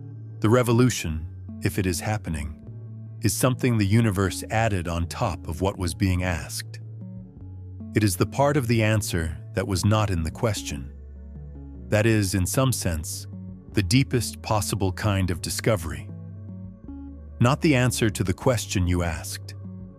The answer to a question you did not yet know how to ask. James Webb is, very patiently, helping us learn what those new questions are. We do not yet know how to phrase them. We do not yet have the equations to handle them. We do not yet have the names for the new objects, or the new categories, or the new physics that will be needed to make the data and the model agree again. But we have the data. The data is being collected every hour by an instrument that, against all reasonable odds, unfolded itself perfectly in the cold. The data is going into archives that will outlast the spacecraft. The data will be reanalyzed decade after decade by people who have not yet been born, working with theories that have not yet been invented. That is the long arc. The short arc, the one we are inside of right now, is the part where we sit with the strangeness, where we let the catalog be what it is, where we admit gently that the universe is bigger than the map, and where we trust, on the basis of every prior moment in scientific history, that the new map will eventually be drawn. Until then, the dark keeps speaking. The mirror keeps listening. And we, in the small, bright rooms of our small, bright lives, get to be the first audience for the message that has been on its way to us, in some cases, since before the Earth itself. There is an old habit, in our species, of imagining that the great discoveries arrive with thunder, that the moment of revelation is dramatic, that the curtain pulls back, and the truth stands revealed. The James Webb Space Telescope has not given us that. It has given us something quieter and in some ways stranger. It has given us a slow accumulation of small wrongnesses, a galaxy that should not be that big, a black hole that should not be that heavy, a wall that should not be that long, a planet that should not be there 1 month and not there the next. Each finding, in its own paper, in its own conference talk, in its own footnote, is an irritation, a puzzle, a loose thread. It is only when you stand back, when you take the threads in your hand together, that you notice they all lead to the same fabric, a fabric that is unraveling. When we asked, at the beginning of this story, what it meant to find something where you should not have been looking, the implicit assumption was that there were correct places to look and incorrect places to look. That the universe had, in advance, a kind of map. That the telescope had been sent to sample certain regions of that map. That deviations from expectation could be sorted into categories. The map said, this is what should be here. The instrument said, this is what we found. What the past 4 years of Webb's operation have suggested is something different. The map itself was the problem. The places we were told to look at, the depths we were told to expect, the brightness of objects, the masses of galaxies, the abundance of black holes, the size of structures, the rate of expansion, the constancy of dark energy. All of these were positions on a map that had been drawn before the territory was actually visited. The map was, in many of its details, accurate. It was not entirely wrong. It described the present-day universe with reasonable precision. But the deeper into the past the telescope looked, the larger the scales it surveyed, the more carefully it measured the expansion rate, the more its findings drifted away from what the map had said it would find. The map and the territory were no longer fully overlapping. This is, in some sense, the deepest meaning of the phrase, looking where you should not have been looking.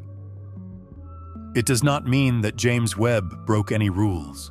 It does not mean that the engineers pointed it at forbidden parts of the sky. It does not mean that there were areas of the cosmos that humanity was not supposed to see. It means that we built the telescope around assumptions about what we would find. And the universe, in being looked at carefully, did not match those assumptions. The places where Webb has found anomalies are exactly the places it was sent to look. The deep field surveys, the infrared spectra of distant galaxies, the compact objects in the early cosmos, the nearby star systems that might harbor planets. None of these were unauthorized observations. None of them were accidents. The telescope was doing exactly what it was designed to do. What was wrong was our prior expectation. This is, when you think about it, what every great instrument in the history of science has eventually done. The first telescopes pointed at Jupiter found moons orbiting it, and the geocentric model could not survive that. The first careful spectra of distant galaxies showed redshift increasing with distance, and the static universe could not survive that. The first detailed observations of the cosmic microwave background showed temperature variations matching specific patterns, and certain alternative cosmologies could not survive that. Each instrument, in its turn, looks where it is told to look, and each instrument, in its turn, returns data that the people who told it where to look were not entirely prepared for. James Webb, in this sense, is part of a long tradition. It is not unique. It is just the most powerful, currently active member of a long line of devices whose purpose, eventually, has been to discover that the people who built them were wrong in interesting and important ways about the world the device was sent to study. The findings we have walked through tonight do not, in themselves, tell us what the new map will look like. Nobody yet knows.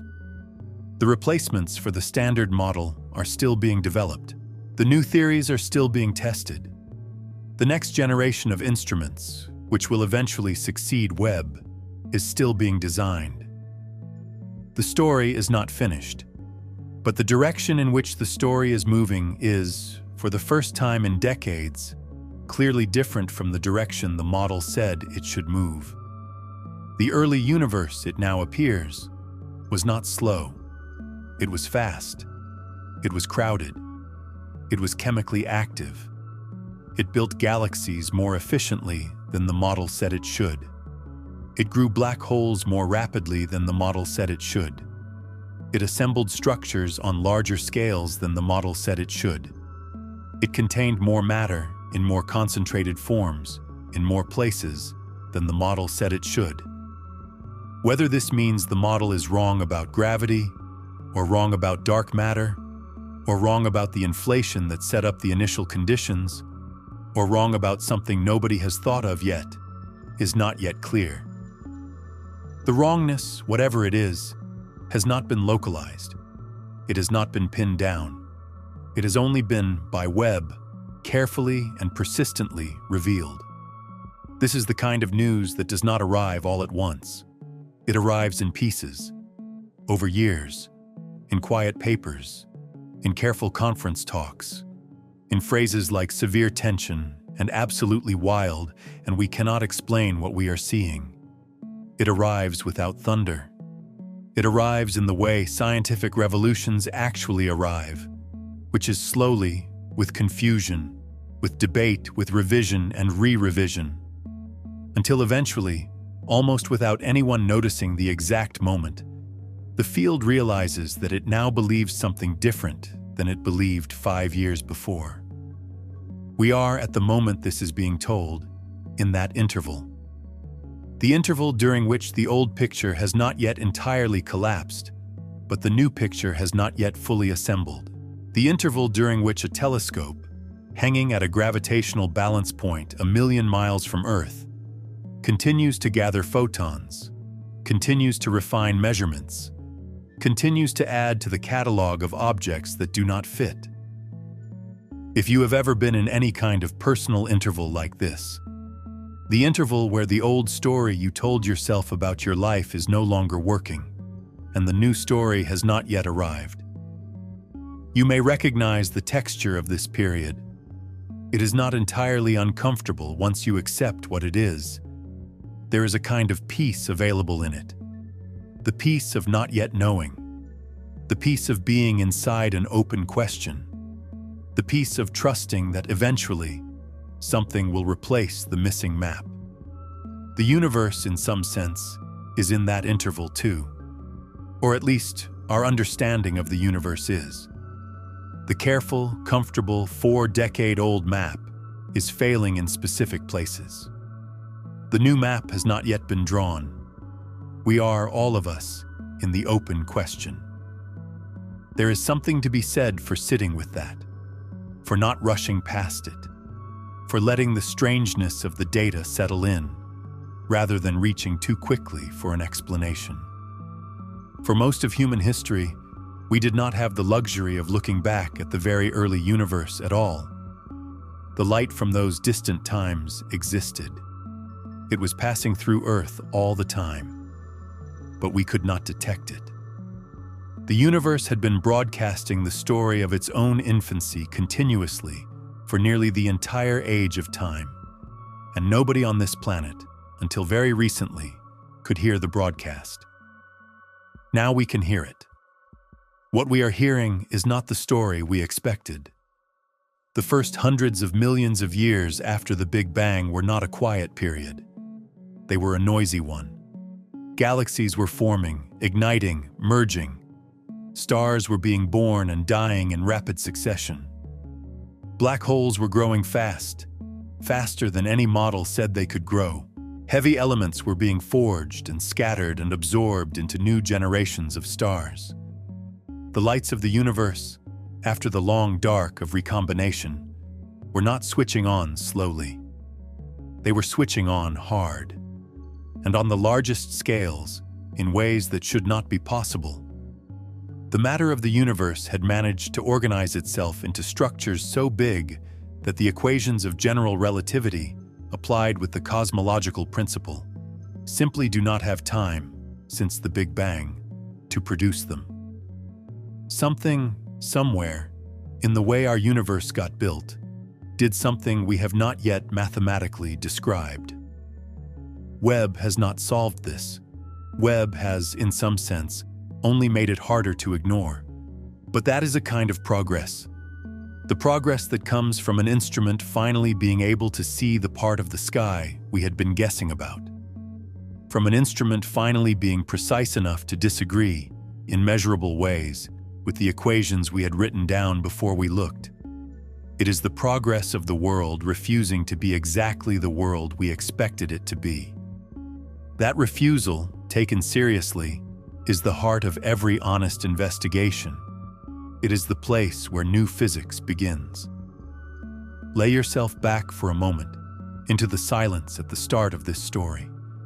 The silence inside the telescope, the hum of cooling, the slow drift of a precise instrument across a cold sky, 1,000,000 miles from Earth.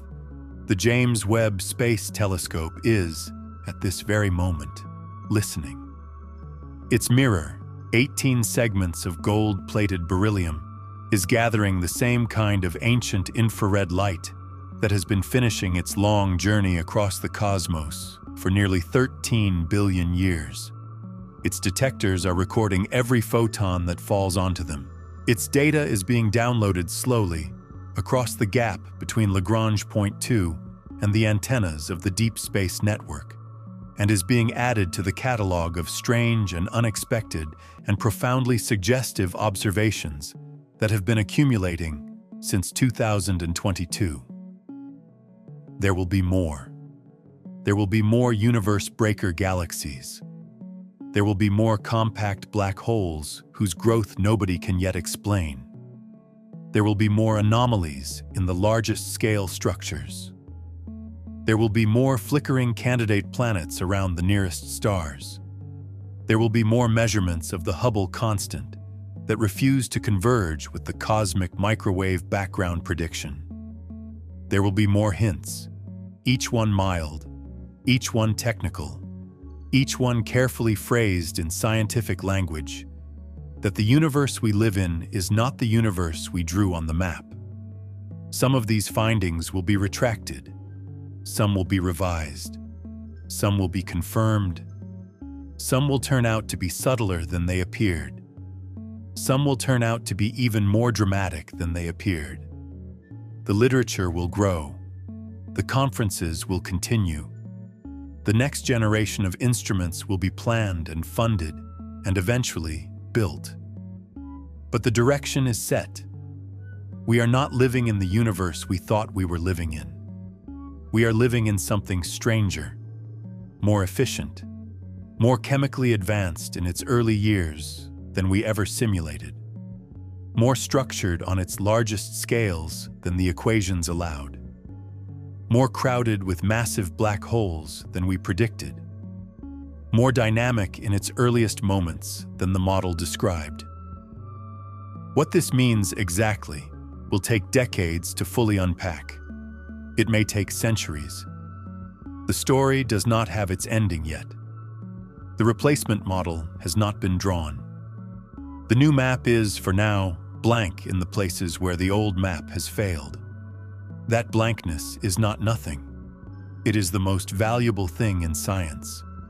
It is the place where the next theory will eventually be born.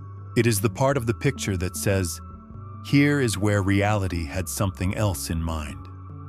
Here is where humans, for all their cleverness, had not quite understood.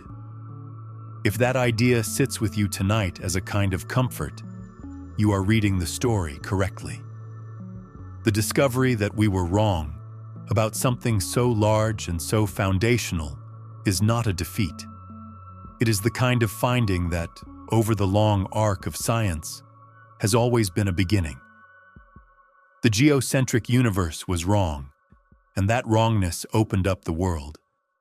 The static universe was wrong, and that wrongness opened up cosmology. The slow, gradual, early universe was, it now seems, also wrong. And the wrongness, in time, will open up something else. What will live in that opening, no one yet knows. The James Webb Space Telescope, parked at its gravitational balance point, is going to continue listening. Its mission was originally planned to last about 10 years. The way the spacecraft has been operating, the way the fuel has been managed, the way the systems are performing, the realistic operating life is now estimated to be substantially longer. It may be operational into the 2030s. It may be operational into the early 2040s. There is no repair mission. When it eventually fails, it will simply remain there, drifting, silent, the gold mirror still pointed outward toward a sky it can no longer report on. Until then, every photon that falls on it is an opportunity. Every data set is a chance for one more strange thing to enter the catalog. Every survey field is a chance for the universe, gently, to surprise the people who built the instrument again. This is not a crisis to be feared. It is a privilege to be witnessed. The privilege of being alive at a moment when a telescope humanity built is still working, still looking, still showing us, in patient infrared, that the early cosmos was a different kind of place than we ever knew. Somewhere out there, right now, photons that left their sources nearly 13 billion years ago are arriving at the gold segments of that mirror.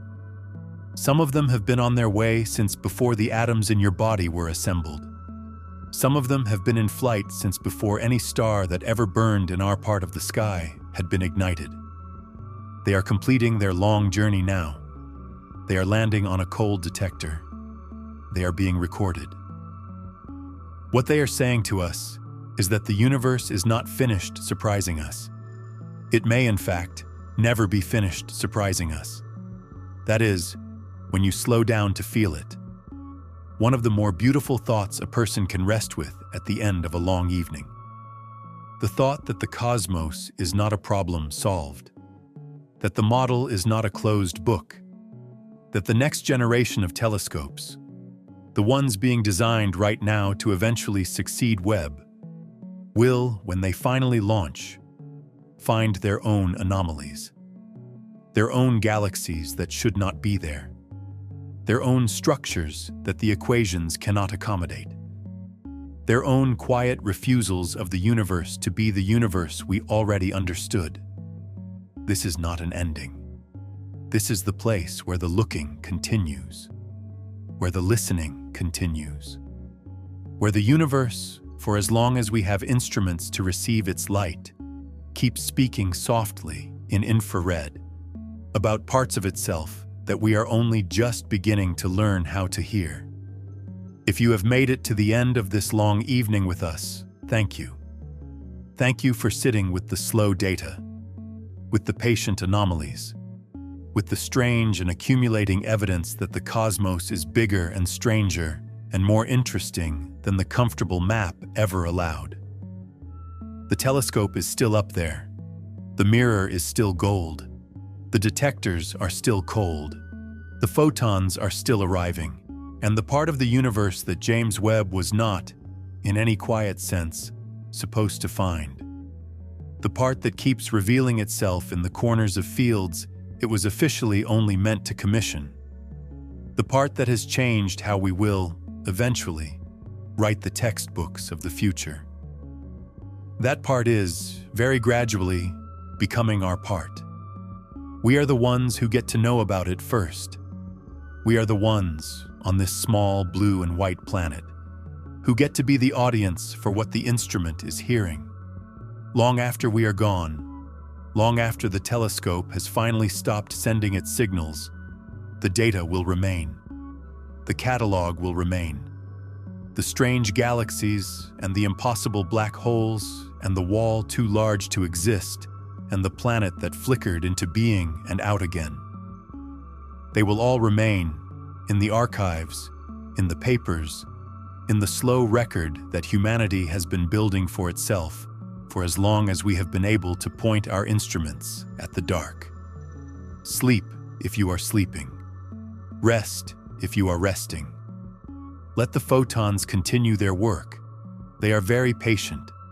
They have been on their way for nearly the entire age of the universe, and they will keep coming, arriving, gently being recorded, regardless of what we do down here.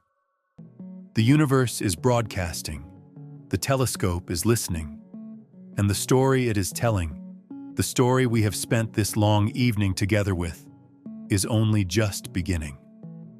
Good night.